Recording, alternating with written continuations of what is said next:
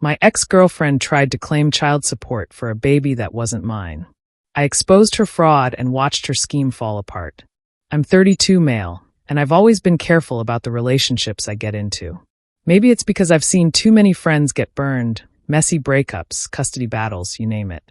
But no matter how cautious you think you are, sometimes life throws you a curveball you never see coming. This all started about a year after I broke up with my ex-girlfriend, who I'll call E, and I dated for about 2 years. And while things were good in the beginning, it didn't take long for cracks to show. She was charming, sure, but she had this entitled streak that would come out in the worst ways. Whether it was expecting me to cover all the bills or guilt-tripping me if I didn't jump to meet her every demand, she made it clear that she thought the world owed her something. And by extension, so did I. When the relationship ended, I felt relieved. There wasn't any dramatic blowout. We just grew apart, and I realized I was better off without her constant games. We went our separate ways, or so I thought.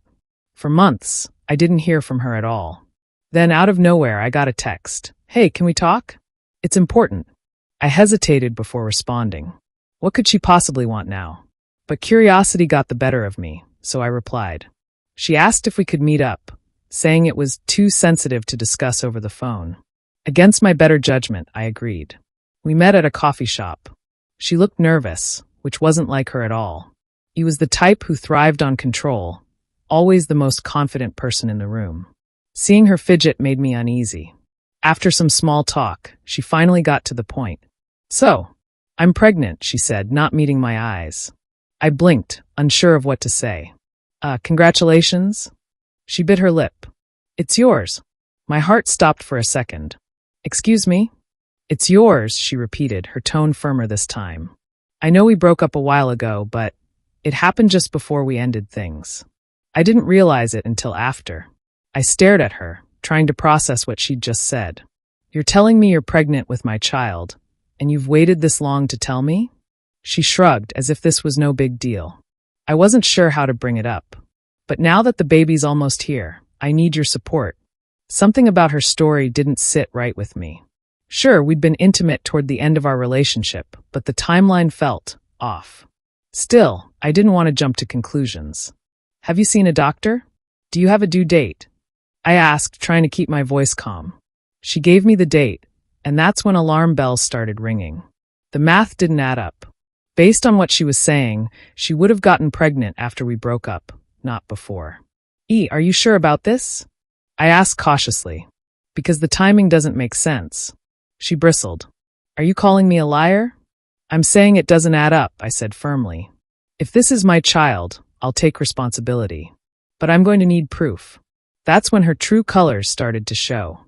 E's face darkened when I mentioned proof. "Are you seriously questioning me?" she snapped. "Do you think I'd lie about something like this?" I didn't flinch. "I'm not accusing you of lying, E.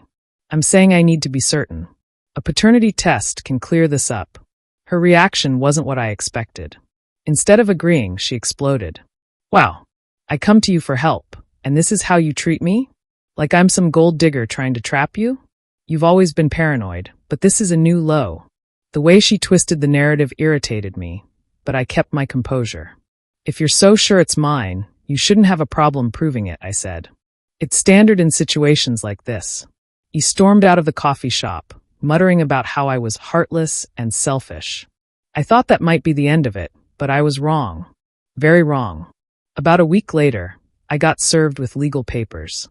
He had filed a claim for child support before the baby was even born. I was floored.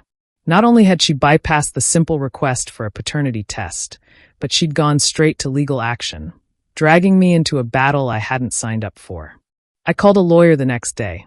After explaining the situation, my lawyer was as skeptical as I was. "If the timeline doesn't add up, this could be a scare tactic," she said.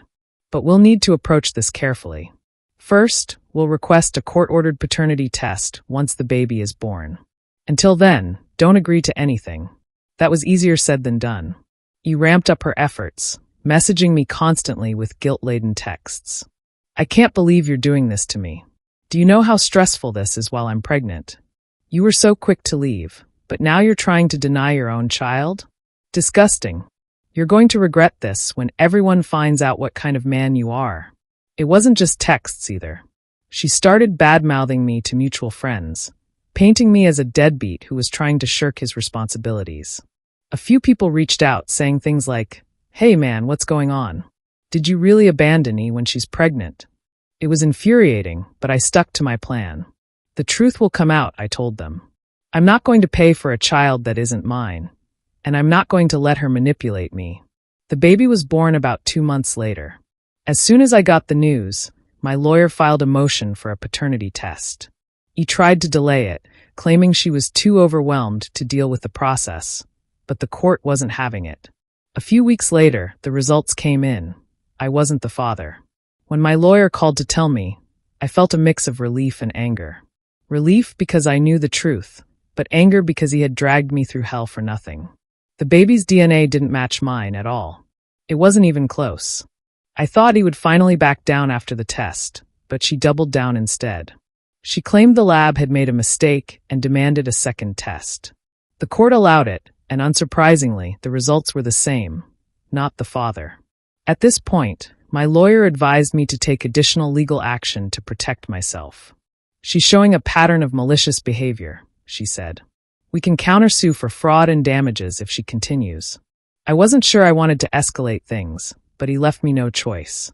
Instead of accepting the results, she started spreading even more lies. She told people I had somehow tampered with the test, bribing the lab to falsify the results.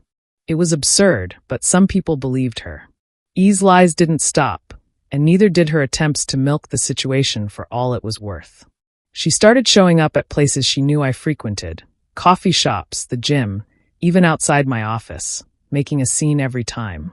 "You're abandoning your own child," she'd yell loudly, ensuring everyone within earshot turned to stare. "You're a liar and a coward." At first, I tried to ignore her. I figured people would see through her theatrics. But it quickly became clear that she was trying to provoke me into reacting, probably so she could use it against me later. I refused to give her that satisfaction, but the situation was escalating fast. My lawyer filed for a restraining order, citing harassment and emotional distress. We submitted evidence of her public outbursts, text messages, and the false claims she'd made to mutual friends. The court granted a temporary restraining order, barring her from coming within 200 feet of me or my workplace. Finally, I had some breathing room, but he wasn't done yet. She filed an appeal, claiming the restraining order was an attempt to silence her. In the courtroom, she put on quite the performance, crying and accusing me of being a deadbeat dad who was ruining her life. My lawyer, thankfully, dismantled her argument with ease. "Your Honor, the paternity tests have definitively proven that my client is not the father of this child. This case is no longer about support. It's about harassment and defamation." The judge turned to Ms. E's last name. "Do you have any evidence to support your claims?" She stammered, repeating the same baseless accusations about tampered tests. The judge wasn't impressed. "Ms. E's last name. You've wasted this court's time with false allegations. The paternity results are clear. This man is not the father of your child.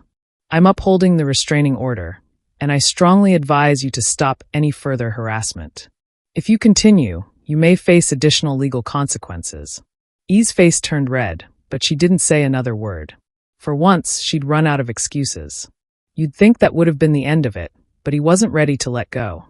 A few weeks later, I found out she'd posted a rant about me on social media, complete with fake screenshots of conversations that made it look like I'd admitted to being the father.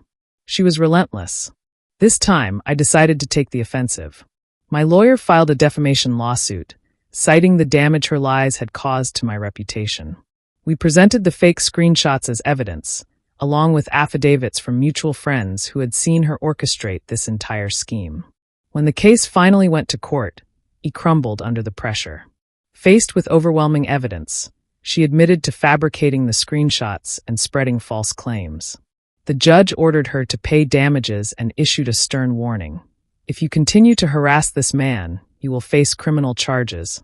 By the end of it all, I felt a strange mix of emotions. Relief, of course, but also disbelief at how far he had gone to try and manipulate me. The sheer entitlement, The belief that she could lie, cheat, and harass her way into my life was staggering. But I also felt a sense of closure. Her scheme had fallen apart, and the truth was finally out. After the dust settled, I took some time to reflect on everything that had happened. The entire ordeal was exhausting, emotionally, mentally, and financially, but it taught me some hard lessons about trust and boundaries. E's behavior wasn't just a one-off. It was the culmination of patterns I'd overlooked during our relationship. Her entitlement, her need for control, and her refusal to take accountability were all red flags I'd ignored at the time. Now, I was done ignoring them. The defamation lawsuit marked the final chapter of this nightmare. The court awarded me damages, and while the amount wasn't life-changing, it was enough to send a clear message.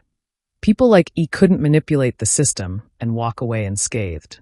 She was forced to issue a public retraction on her social media accounts, where she admitted to fabricating evidence and making false accusations.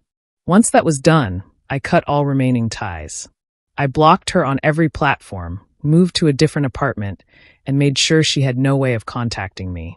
The restraining order remained in place, giving me peace of mind that she wouldn't show up unannounced again.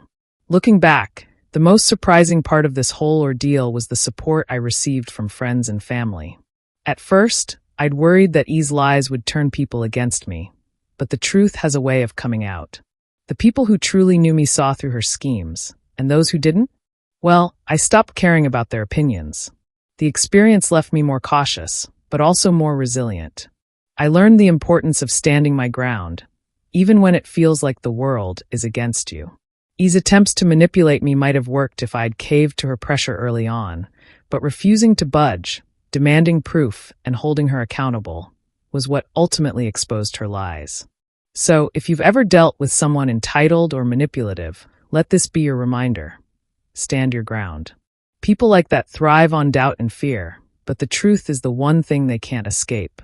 And if this story resonated with you, or made you appreciate your own drama-free life, hit that subscribe button. You never know, my next story might just make this one look tame.